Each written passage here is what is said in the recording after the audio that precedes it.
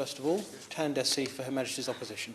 Thank you very much, Mr. Hollowburn, and it is a pleasure to serve under your chairmanship once again. And at the outset, I want to congratulate and convey my gratitude to my honourable friend, the chairman of the Transport Select Committee, and indeed other hard-working members of his committee and their predecessors for all of their excellent work in this area. And we have witnessed, Mr. Hollowburn, some excellent speeches from right honourable members from across the House, especially given their extensive experience in transport.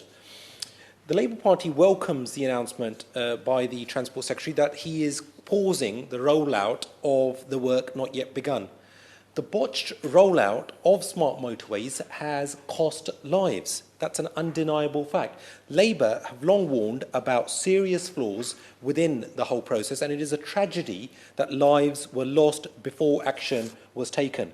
It is thanks to the dedication of bereaved families and individuals such as honourable members of the Transport Select Committee, the very much respected cross-party grouping, that the rollout has been paused at all. We know smart motorways in their current form, coupled with inadequate safety systems, are not fit for purpose and are putting lives at risk. Ministers were wrong to press ahead where the strong evidence warned against it. We all want increased capacity and reduced congestion. We all want an increase in economic activity, but it must be done safely.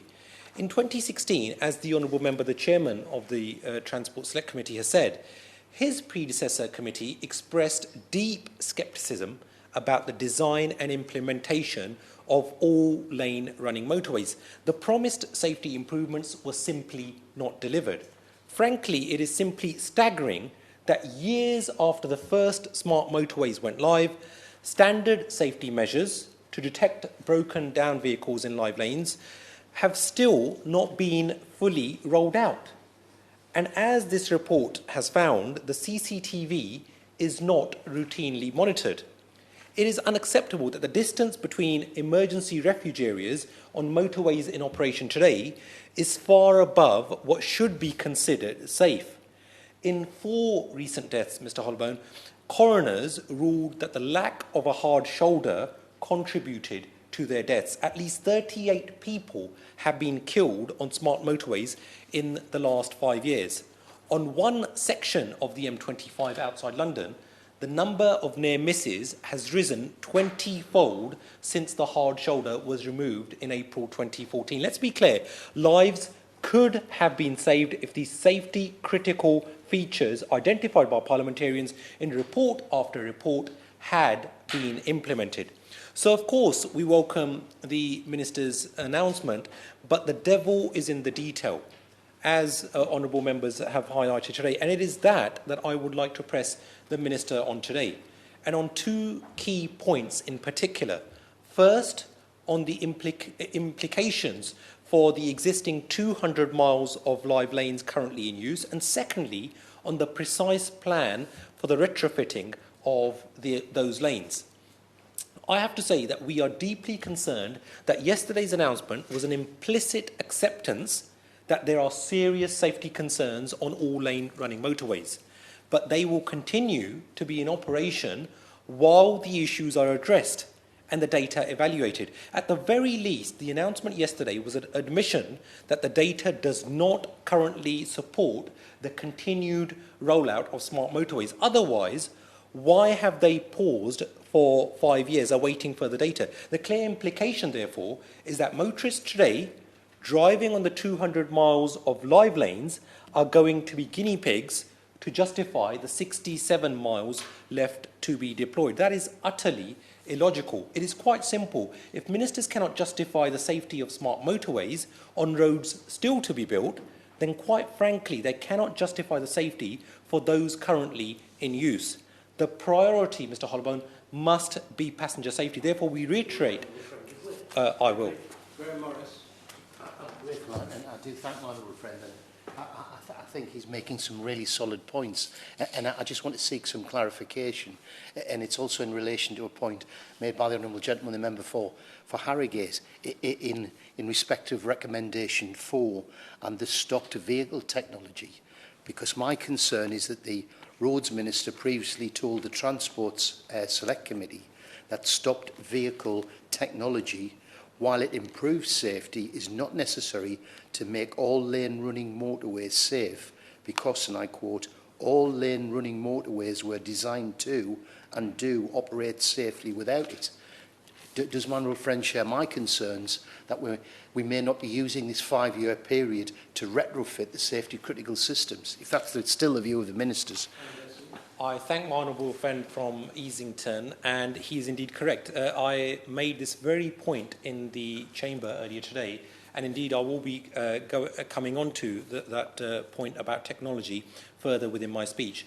Therefore, Mr. Holborn, we reiterate our call again today for ministers to reinstate the hard shoulder whilst this safety critical work is carried out, while the botched public information campaign is properly rolled out, and while a further review of the evidence takes place. Now let me turn to the government's pledges on the remedial work. Way back in June 2016, the Transport Select Committee said the rollout of smart motorways should not continue unless there are emergency refuge points every 500 metres.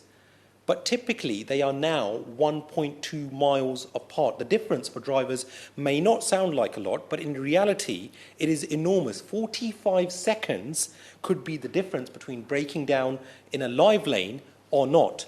On average, 38% of breakdowns in all-lane motorways are in live lanes. It can take 20 minutes approximately for the breakdown to be alerted to authorities, the lane to be closed, and support to arrive. That is simply unacceptable, Mr. Holborn, and it will be the reality on hundreds of miles of motorway while this remedial work is underway and while safety critical features are still not in force. So how can the Minister justify that? On the remedial work itself, the government committed to an additional £390 million to install additional areas, but what was silent on the detail itself. We know that the stocktake had an ambition for refuge areas of 1 mile apart. So further clarification on this particular point is essential, I feel. So overall, can the Minister be clear to the House today? Firstly, will 150 additional lanes be installed exclusively on live lanes currently in use, or does this include the 100 miles under construction? When the remedial work is completed, what will the average distance between refuge areas be on ALRs? Thirdly, what will the distance be once work is completed on the M25 in particular, where emergency refuges are furthest apart? And will she deposit in the Commons Library an analysis of average distance between refuge areas on each motorway, making use of smart motorway technology, and the estimated distance after this remedial work has taken place? Mr. Holborn, ministers were warned a gap of that distance was dangerous, and they were wrong to press ahead in any event. So they now must be open and transparent about the full implications of their announcement.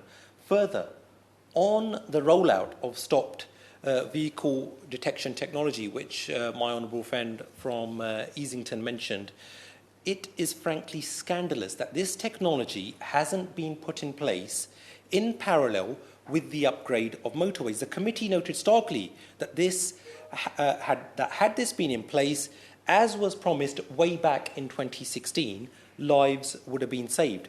So can the Minister outline if the plan is still for this rollout to be completed this year?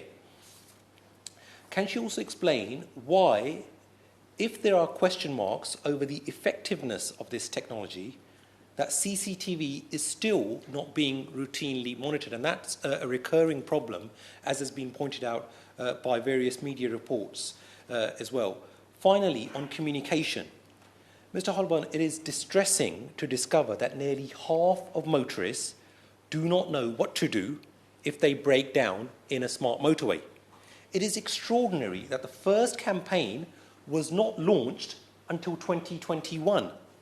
So what plans does the department have in place to launch an effective mass information campaign to dramatically boost the number?